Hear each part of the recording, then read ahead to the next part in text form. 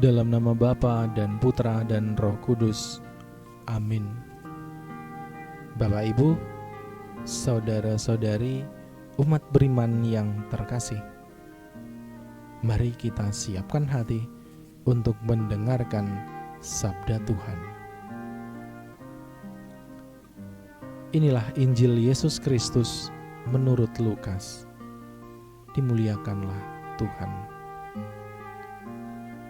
Pada waktu Yesus sudah dekat Yerusalem, orang menyangka bahwa kerajaan Allah akan segera nampak.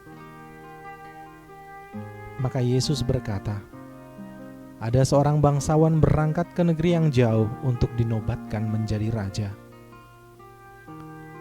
Sesudah itu baru ia akan kembali.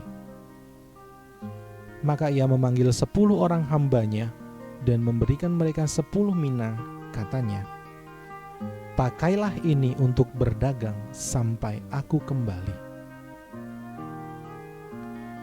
Akan tetapi orang-orang sebangsanya membenci dia, lalu mengirimkan utusan menyusul dia untuk mengatakan, kami tidak mau orang ini menjadi raja atas kami.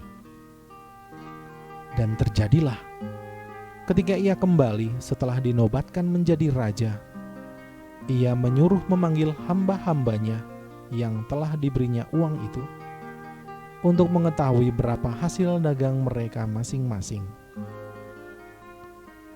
Orang yang pertama datang dan berkata, Tuan, mina Tuan yang satu itu telah menghasilkan 10 mina. Katanya kepada hamba itu, baik sekali perbuatanmu itu, hai hamba yang baik. Engkau telah setia dalam perkara kecil, karena itu terimalah kekuasaan atas 10 kota. Datanglah yang kedua dan berkata, Tuan, mina Tuan telah menghasilkan 5 mina. Katanya kepada orang kedua itu, dan engkau kuasailah 5 kota. Dan hamba yang ketiga datang dan berkata, Tuan, inilah mina Tuan. Aku telah menyimpannya dalam sapu tangan. Sebab aku takut akan Tuan, karena Tuan adalah manusia yang keras.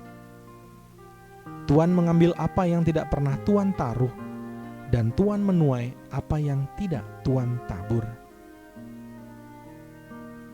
Kata bangsawan itu, hai hamba yang jahat, aku akan menghakimi engkau menurut perkataanmu sendiri. Engkau sudah tahu aku ini orang yang keras.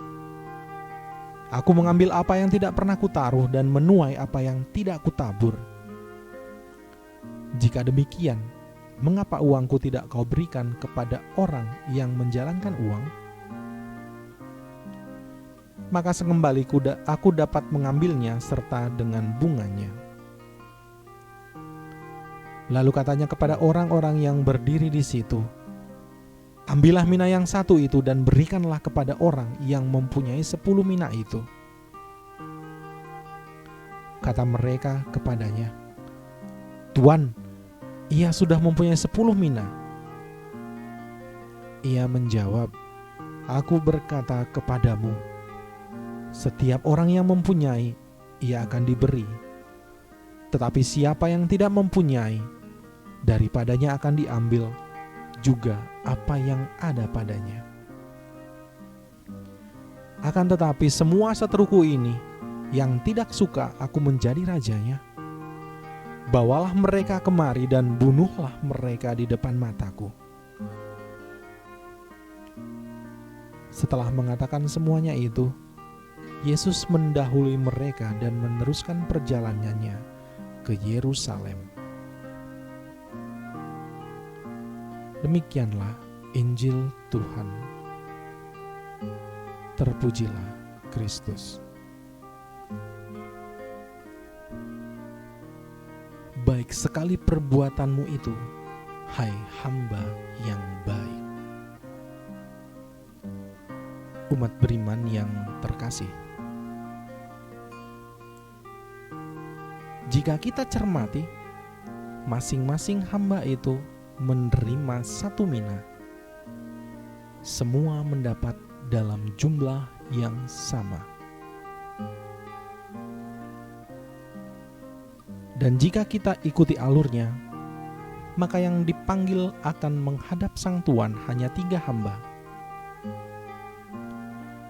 Bagaimanakah kelanjutan kisah 7 hamba yang lain? Boleh jadi 3 hamba itu mewakili 3 tipe hamba yang bekerja untuk tuannya. Tetapi boleh jadi juga sisanya yang lain adalah satu kemungkinan kita menempatkan diri dalam perumpamaan itu. Hamba-hamba yang lain itu adalah kita. Baik sekali perbuatanmu. Ini adalah pujian Sang Tuan terhadap hambanya. Mungkin pujian ini kita lihat karena hamba yang pertama menghasilkan 10 mina dari 1 mina yang dipercayakan tuannya. Begitu juga hamba yang kedua yang menghasilkan 5 mina dari 1 mina yang dipercayakan. Keuntungan yang membawa sukacita. Namun kalau kita temukan pernyataan Sang Tuan, baik sekali perbuatanmu itu, hai hamba yang baik, engkau telah setia dalam perkara kecil. Rupanya perbuatan baik yang membuat hati Sang Tuan senang adalah kesetiaan si hamba. Ia telah menjalankan tugasnya dengan baik dan tetap setia pada tuannya, walaupun tuannya pergi jauh. Kesetiaan itulah yang menyukakan hati Tuhan. Jika kita berpikir bahwa kita harus menghasilkan banyak untuk menyukakan hati Tuhan, bisa jadi kita melupakan siapa diri kita di hadapan Tuhan. Tuhan tidak membutuhkan banyak sogokan untuk menyukakan hatinya. Kesukaan Allah adalah menemukan hambanya setia terhadap segala kehendak dan perintahnya. Semoga